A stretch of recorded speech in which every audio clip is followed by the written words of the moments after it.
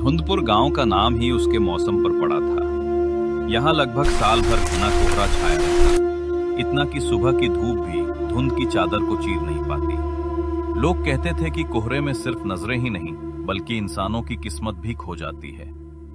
गांव के बीचों बीच से थोड़ी दूर एक टीले पर सदियों पुरानी हवेली खड़ी थी। टूटी दीवारें, झुकी हुई छतें और जंग लगे गेट देखते ही लगता था कि ये जगह अब सिर्फ भूतों का बसेरा है। गांव में हर बच्चे को सिखाया जाता था कि हवेली के पास मत जाना।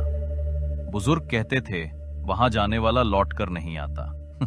लेकिन हर पीढ़ी में कोई न कोई इतना जिज्ञासु होता ही था जो इस नियम को तोड़ दे। इस बार वो जिज्ञासा सोनम के भीतर जागी। सोनम गांव की तेज तर्रार और निडर लड़की थी। उसके दोस्त रीना और अमन अक्सर हवेली के किस्सों से उसे डराने की कोशिश करते, लेकिन सोनम हंसकर टाल देती। एक शाम जब धुंध गहराने लगी थी और गांव के चौपाल पर लोग जमा थे, अमन ने चिढ़ाते हुए कहा, सोनम, तू तो खुद को बहुत बहादुर मानती है। अगर सच में हिम्मत है तो उस हवेली में जाकर दिखा। वहां से कुछ सबूत ले आ, कोई पुरानी चीज, कोई खिलौना, कोई तस्वीर, फिर मान लूंगा कि तू सचमुच निडर है। रीना ने तुरंत विरोध किया। अरे नहीं, ऐसी बातें मत करो। हवेली कोई खेलने की जगह नहीं। वहां जाने का मतलब मौत को बुलावा देना है। डरपोक लोग कहानियां करते हैं। मैं जाकर साबित करूंगी कि ये सब सिर्फ अंधविश्वास है। देखना, कल सुबह मैं वहां से कोई चीज लेकर लौटूंगी। गांव में खामोशी छा गई। सभी जानते थे जो ऐसा कहता है वो कभी लौट कर नहीं आता। हवेली का दरवाजा उस रात चांद धुंध में लिपटा हुआ था।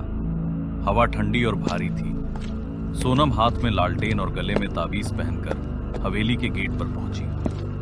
गेट पर लटकी लोहे की जंजीरें बिना हवा के भी हिल रही थीं। सोनम ने धक्का दिया और गेट कराहता हुआ खुल गया। भीतर का आंगन वीरान पड़ा था। टूटी फर्श पर घास उगाई थी और कुएं से आती ठंडी हवा रीढ़ की हड्डी तक चुभ रही थी। सोनम ने गहरी सांस ली और खुद से कहा, सिर्फ एक पुराना खंडहर है और कुछ नहीं। हवेली के भीतर का माहौल बाहर से भी ज्यादा डरावना था। हर जगह मकड़ी के जाले, दीवारों पर काई और छत से लटकती टूटी झूमर की जंजीरें। सोनम की लालटेन की लौ कांपने लगी। अचानक उसे ऊपर से किसी के चलने की आवाज सुनाई दी। वो ठिठक गई। कौन है वहां? उसने ऊंची आवाज लगाई। कोई जवाब नहीं आया, अभी भी लेकिन वक्त कुछ है। फुसफुसाहट सी जरूर गूंजी। सोनम का दिल जोर से धड़कने लगा। उसने खुद को संभाला और बुदबुदाई, ये सब मेरा भ्रम है, बस डर की वजह से। वो धीरे धीरे सीढ़ियों की ओर बढ़ी। सीढ़ियों के ऊपर ऊपर का गलियारा लंबा और अंधेरा था। लालटेन की रोशनी दीवारों पर टंगी तस्वीरों को छू रही थी।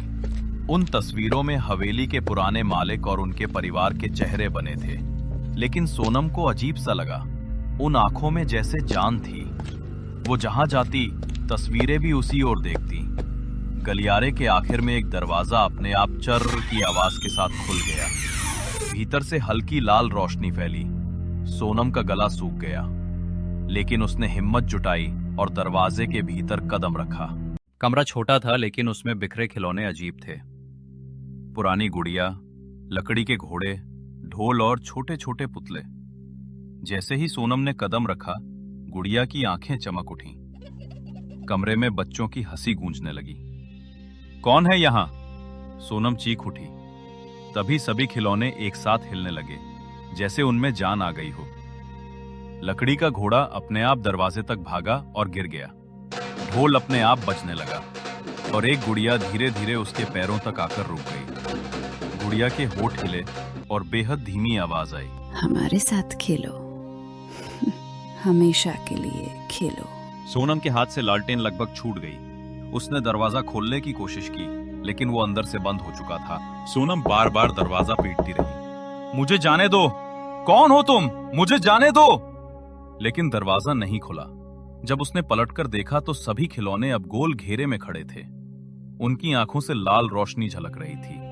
कमरे की दीवारों पर छायाएं बनने लगी, बच्चों की, लेकिन उनके चेहरे बिना आंखों के।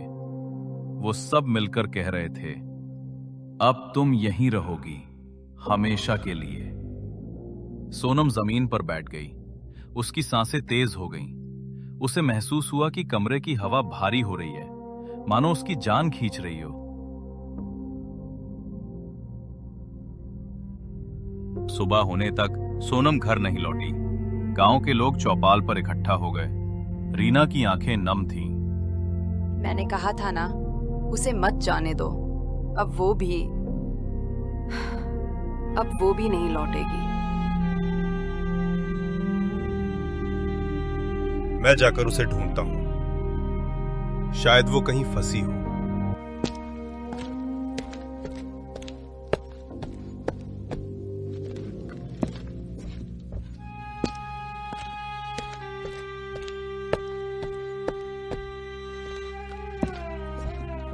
पगला मत, वहां जाने का मतलब मौत है।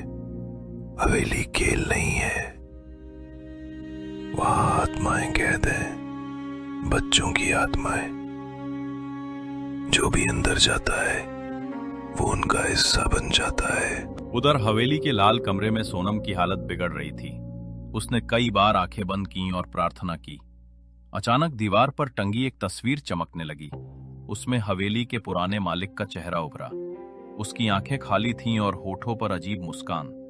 उसने धीरे धीरे कहा, ये हवेली सिर्फ दीवारें नहीं, ये एक नहीं। मैं यहां से निकलूंगी, कोई न कोई मुझे बचाएगा। लेकिन खिलौनों की हंसी और तेज हो गई। अंत का रहस्य दिन बीतते गए। सोनम का कोई सुराग नहीं मिला। गांव वालों ने मान लिया कि वो भी हवेली की कैद में समा गई।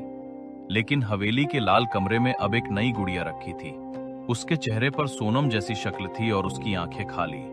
गुड़िया की आंखें कभी कभी चमक उठती और उसमें से हल्की सी आवाज आती, मुझे यहां से निकालो, कृपया मुझे निकालो। गांव वाले कहते हैं आज भी जब धुंध गहराती है तो हवेली से किसी लड़की की चीख आती है। कोई पास नहीं जाता क्योंकि सब जानते हैं वो सोनम है जो हमेशा के लिए वहां कैद हो गई।